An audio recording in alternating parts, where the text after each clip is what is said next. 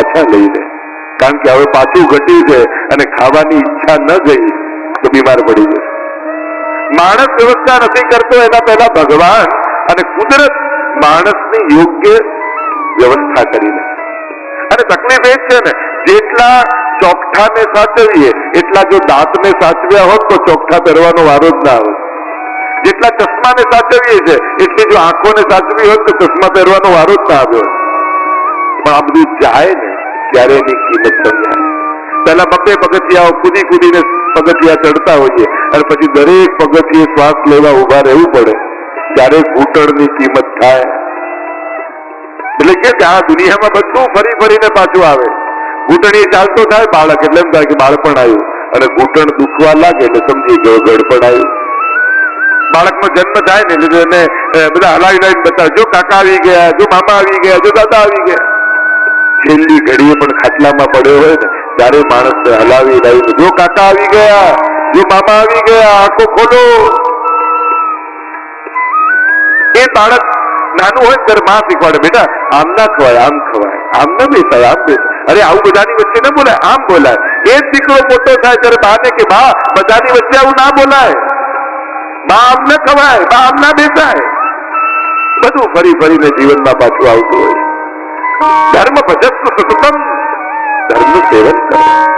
તજ લોક ધર્મા. લૌકિક આસક્તિઓ ઓછી કરતા જાઓ, જવાબદારીઓ આપતા જાઓ. ગડપણ એટલે કે મૃત્યુની રાહ જોવાનો સમય નહીં, પોતાના માટે જીવવાનો સમય, આત્મકલ્યાણ માટે જીવવાનો સમય. કારણ કે આખી જિંદગી તો પોતાના પરિવારને સાચવવામાં માણસ ખપાવી દે. કેટલા આપણા શોખો હતા મારી નાખ્યા. સંગીત શીખવું હતું, કીર્તન શીખવા હતા, આ ગ્રંથો ને પુસ્તકો વાંચવા હતા, તીર્થોમાં યાત્રાઓમાં જવું હતું, બાળકો ભણે એની એક્ઝામ આવે, ક્યાંય ન જઈ શકે. હવે તો સમય છે, હવે સંજોગો છે. હવે કહી દો કે હવે તમે બધા પોતાની જવાબદારી લો. હવે મારે મારા આત્મકલ્યાણ માટે જીવવું, મારે યાત્રાઓ કરવી છે, મારે કથાઓ સાંભળવી છે, મારે ભગવત સેવા કરવી. અને જીવનમાં ઘણી ઈચ્છાઓ હતી પણ તમને બધાને સાચવવામાં ન કરી શક્યો. પણ હવે મને એવી અનુકૂળતા આપો ઘરમાં કે કોઈક મહત્વનું લૌકિક કાર્ય હોય તો લૌકિક કાર્યમાં હવે મને પૂછવા આવવાની જરૂર નથી. હા, યોગ્ય લાગશે તો હું સલાહ આપીશ. માનવી કે નહીં એ તમારા ઉપર છે, કારણ કે દરેક જીવનમાં અનુભવો કરી કરીને આગળ વધતા હોય છે અને બધાનું બધું પૂરું થઈ જ જતું હોય છે. આપણને એવું લાગે કે આપણે નહીં સમજાવીએ કે આપણે નહીં કહીએ તો ખબર નહીં પડે. દરેક વ્યક્તિ એના ભાગ્યનું ખાય છે, આપણું નથી ખાતો કોઈ. એના નસીબ લઈને આવ્યો છે. ઘણી વાર મા બાપને એમ થાય કે આ થોડો હેરાન થાય તો શીખે. હવે લોકોને હેરાન કરવા શીખવાડવા માટે હેરાન કરવાની જરૂર નથી. પપ્પાએ દીકરાને એમ કહેતા, અમે તો ગામડું છોડીને શહેરમાં આવ્યા અને 100 રૂપિયા ખિસ્સામાં હતા. દીકરો કે પપ્પા 100 વાર સ્ટોરી કહી દીધી છે તમે. એને એમ થાય કે આ કેમ મજા કરે. છોકરાઓ એમ કે તમારા નસીબ ખરાબ હતા એમાં અમે શું કરીએ, અમને તો મજા કરવા દો. ઠાકોરજી અમને સારા દિવસો આપ્યા છે તો અમે શું કરવા હેરાન થઈ. એટલે હવે સમજણ આપવા માટે હેરાન કરવાની જરૂર નથી, વ્યવસ્થા કરવાની જરૂર. તમે એમને જો હેરાન કરશો તો તમારાથી નારાજ થઈ જશે. એટલે હવે એ સમય ગયો. પહેલાના સમયમાં આવ્યું હતું દરેક વસ્તુ મારી મારીને શીખવાડે. ચોટી વાગે સમસમ ને વિદ્યા આવે જમ. અને સ્કૂલમાં માર ખાઈને આવ્યો એ ખબર ઘરે પડે તો ઘરે બીજી 2 પડે. સાયકલ પરથી પડીને આવ્યો તો ઘરે ખબર પડે તો ઘરે બીજી 2 પડે. કેમ પડ્યો?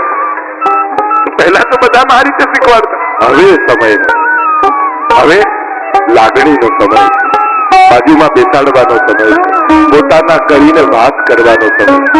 એટલે ઘરમાં પણ આ મોઢું ફુલાવી ફરતા નહીં રહેવાનું. મને કોઈ સમજી શકતું નથી તો ઉકેલ માંગતો કોયડો બને છે શા માટે?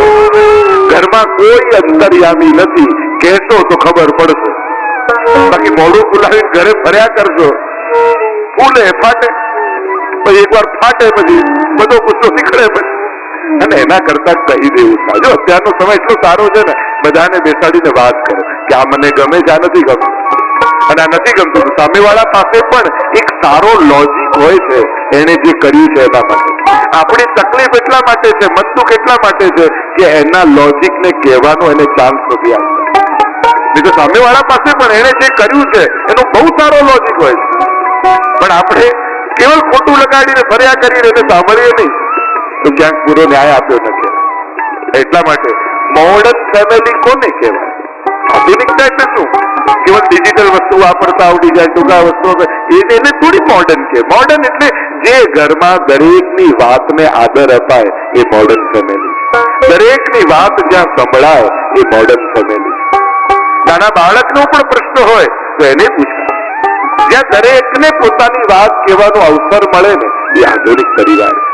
દરેકને ચાંદ પાડે, દરેકનું પોતાનું જીવન છે, દરેકને પોતાની મુશ્કેલીઓ છે, દરેકને પોતાની ઈચ્છાઓ છે, એને અભિવ્યક્ત કરવાનું પ્લેટફોર્મ આપ્યું. અને વડીલોને કાન એટલા મોટા હોવા જોઈએ કે દરેકની વાત ખેલદિલી પૂર્વક સાંભળી. આપણી તકલીફ જોજો, કોઈની પૂરી વાત સાંભળવાનું ધૈર્ય આપણામાં હોતું જ નથી. અડધી વાતમાં ટોકી જ દઈએ પણ ઉભો રહે આપની કામ છે, આપણે એને પૂરો સાંભળતા જ નથી. ધર્મ ભજસ્વ સતતમ ત્યજ લોક ધર્મા. લૌકિક ધર્મો અમુક ઉંમર થાય ને પછી પોતાના માટે જીવો કે હવે મારે મારા આત્મકલ્યાણ માટે જીવ. અને ક્યારે પણ વડીલોએ ઘરમાં આવું તો બોલવું જ નહીં કે અમારા ટાઈમમાં આવું થતું, હવે તમારો ટાઈમ પૂરો થઈ ગયો છે.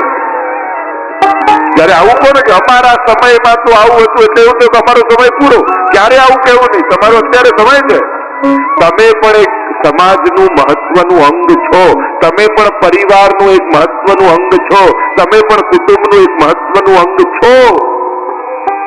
અને યુવાનોને પણ હું કહીશ, ઘણી વાર લોકો એમ કીધું કે હવે દીકરો મોટો થાય એટલે ફાધર જોડે ફ્રેન્ડ બની જવું, બધા મિત્ર બની જવું. યુવાનોને કહીશ મા બાપને ક્યારે પણ મિત્ર બનાવતા નહીં, નહીં તો નુકસાન થશે.